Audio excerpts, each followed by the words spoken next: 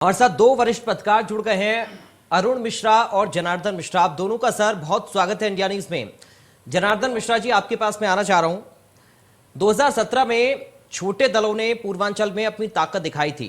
क्या इस बार यह असली परीक्षा छोटे दलों की भी है पूर्वांचल में? ओपी राजभर की अगर हम बात करें, अपना दल की बात करें, निषाद पार्टी की बात करें, अभी ओपी राजभर को हम सुन भी रहे थे, उन्होंने अपने मुद्दे उठाए हैं। जनार्दन जी। निश्चित रूप से देखिए, ये निषाद पार्टी को ले लीजिए, राजभर जी को ले लीजिए, अनुप्रिया पटेल की पार्टी है।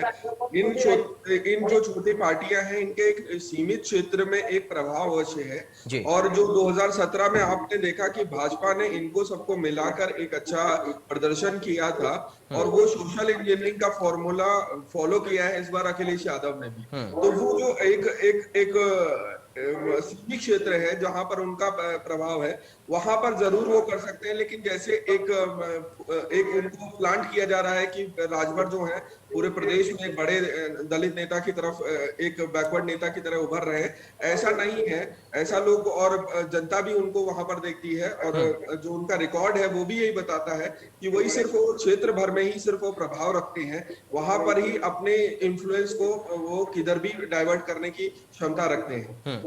ठीक है अरुण जी, आपके पास सर मैं आ रहा हूं। क्या गठजोड़ के साथ साथ समीकरण भी आपको बदलते हुए नजर आ रहे हैं? राजभर अब सपा के साथ हैं, निषाद पार्टी बीजेपी के साथ हो गई है।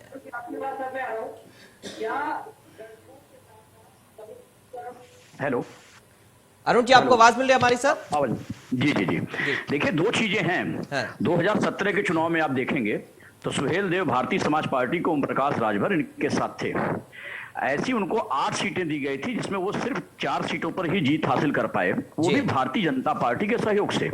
एक उदाहरण मैं देता हूं, पूर्वांचल की जिन सीटों पर चुनाव हो रहा है उन सीटों में जो बनारस है, मऊ है, आजमगढ़ है और ये गाजीपुर, जौनपुर, भदोही, इसमें किसी भी जिले में या किसी भी विधानसभा क्षेत्र में 20 से 25 हजार वोटर राजभर हैं। जिन जातियों के भरोसे ओम प्रकाश राजभर अपना एक दमखम दिखा रहे हैं कि मैं भारतीय जनता पार्टी को हराने की कोशिश करूंगा, जो भी उनके दावे हों।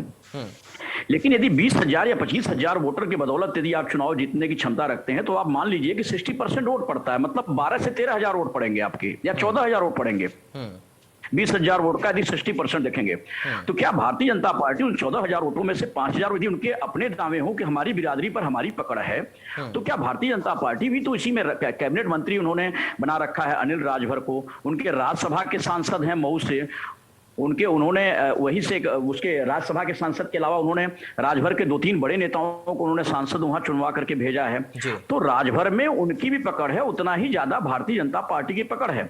अब यदि 50% वोट बढ़ जाता है तो ऐसी स्थिति में क्या समाजवादी पार्टी को बहुत ज्यादा उसका फायदा नजर होता, मुझे नहीं दिख रहा है। दूसरी चीज, समाजवादी पार्टी ने कमेरावादी पार्टी के साथ में कृष्णा पटेल जो गुट है अपना दल का, उनके साथ समझौता।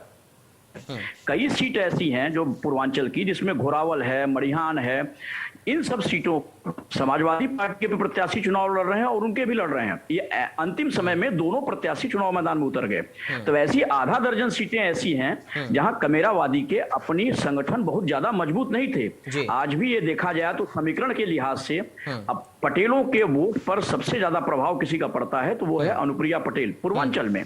तो ऐसी स्थिति में ये भी सीटें कहीं ना कहीं से कमेरावादी के खाते में जाने के बाद, एक बात और बता दूं, वोटों का ट्रांसफर कराना किसी भी दल के लिए बहुत बड़ी बात होती है। पिछले चुनाव को आप देखेंगे तो निषाद पार्टी ने वोट को ट्रांसफर किया भारतीय जनता पार्टी को और भारतीय जनता पार्टी ने वोट को ट्रांसफर किया निषाद को। यही बात अपना दल के साथ रहा। इस बार ये वोट ट्रांसफर समाजवादी पार्टी को हो पाएंगे जिनके साथ गठबंधन है, यह महत्वपूर्ण होगा, यह देखने वाली बात होगी। ठीक है ठीक है अरुण जी और जनार्दन जी, मैं आपके पास लौटूंगा। सर, आप लोग बने रहिए इस वक्त।